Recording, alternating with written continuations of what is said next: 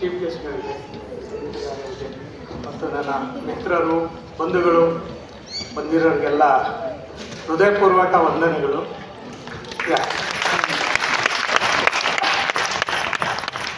So ಇಲ್ಲಿ ನಾನು ನೆನೆಸ್ಕೋಬೇಕಾಗಿರೋದು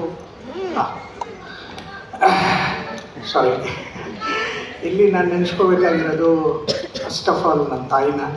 so ಅವ್ರು ಹಾಕಿರೋ ಬೀಜ ಇದು. ಸೊ ಅದರಿಂದ ಅವಳಿಗೂ ಡ್ಯಾನ್ಸ್ ಫಾರ್ಮ್ ಬಂತು. ಸೊ ಅದು ಎಂಕರೇಜ್ಮೆಂಟ್ ಆಯಿತು. ಅದರಿಂದ ಫಸ್ಟ್ ಆ್ಯಂಡ್ ಫಾರ್ಮೋಸ್ಟ್ ನಾನೀಗ ಬಿಗ್ ಥ್ಯಾಂಕ್ಸ್ ಹೇಳಬೇಕಾಗಿರೋದು ವಿದುಷಿ ಡಾಕ್ಟರ್ ತನುಜಾರಾಜ್ ಮೇಡಮ್ಗೆ. ನನ್ನ ಕಲ್ಪನೆಯಲ್ಲೂ ಇರಲಿಲ್ಲ, ನಾನು ಡ್ರೀಮು ಮಾಡಿರಲಿಲ್ಲ ನನ್ನ ಮಗಳಿಗೆ ನಾನು ರಂಗಪ್ರವೇಶ ಮಾಡಿಸ್ತೀನಿ ಅಂತ, ಅದು ಇಷ್ಟು ಬೇಗ. ಸೊ ಮೇಡಮ್ ಅವ್ರು ನಂಗೆ ಹೇಳಿದಾಗ ನನ್ನ ಫಸ್ಟ್ ಕ್ವೆಶನ್, ಮ್ಯಾಮ್ ಅವ್ರು ಕೆಪೇಬಲ್ ಇದ್ದಾಳಾ? ಸೊ ಅವರು ಇಲ್ಲ ಸರ್ ಇದ್ದಾಳೆ, ಸೊ ಗೋ ಹೆಡ್ ಅಂದರು. ಅವರ ನಿರ್ಧಾರ ಇಲ್ಲಿವರೆಗೆ ಈಗ ನೀವು ನೋಡ್ತಾ ಇರೋ ರಿಸಲ್ಟ್.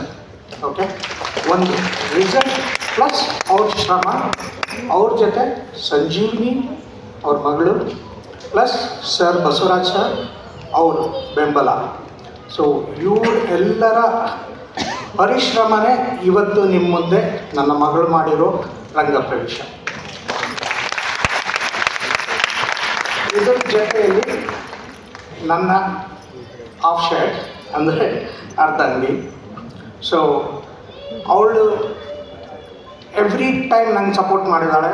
ಆ್ಯಂಡ್ ಅವಳು ಹಿಂದೆ ನಿಂತು ಸಂಪ್ರದಾಯಕ್ಕೆ ಸಪೋರ್ಟ್ ಆಗಿ ಎನ್ಕರೇಜ್ ಮಾಡಿ ತಪ್ಪಾದಲ್ಲಿ ತಿದ್ದಿ. ಸೊ ಮೇಡಮ್ ಜೊತೆ ಇದ್ದು ಭಾಳಷ್ಟು ರಂಗಪ್ರವೇಶಗಳು ನೋಡಿ ಕಲಿತು ಅವಳಿಗೂ ಇದು ಮಾಡಿ ಮೇಡಮ್ ಗೈಡೆನ್ಸ್ ತೊಗೊಂಡು ಸೊ ಇಲ್ಲಿವರೆಗೆ ಬಂದು ಈ ರಿಸಲ್ಟ್ ಇಟ್ಸ್ ಅಮೇಝಿಂಗ್.